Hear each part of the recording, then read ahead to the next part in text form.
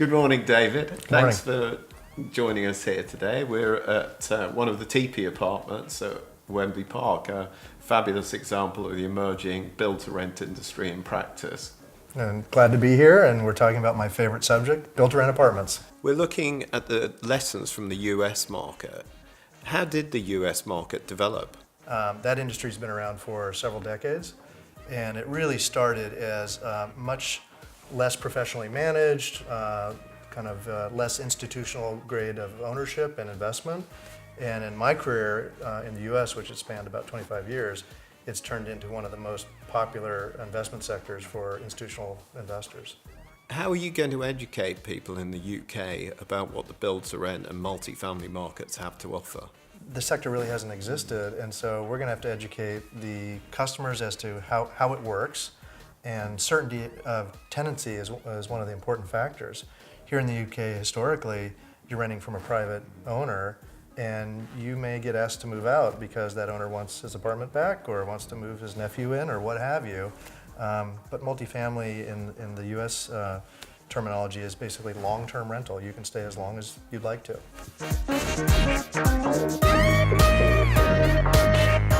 And presumably, as an operator, you want to find ways of ensuring they stay as long as possible. Absolutely. I mean, that's one of the most important metrics that we measure is resident turnover.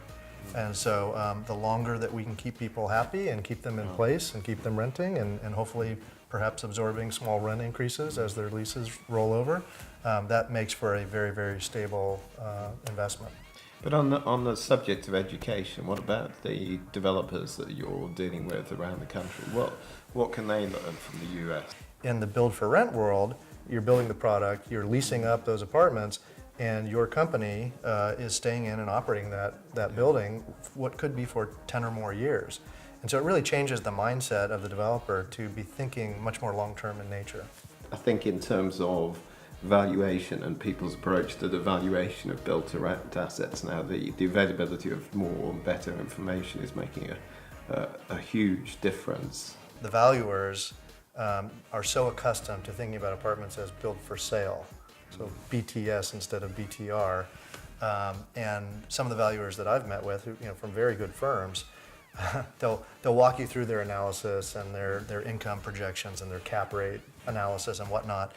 And literally at the end of the conversation, they'll say, but at the end of the day, we figure out what it would sell for as a built for sale unit, and that helps us indicate what the value would be, which is really not the intent of build for rent. It's meant to be long-term ownership, income-producing property, just like an office building or a retail center or something like that.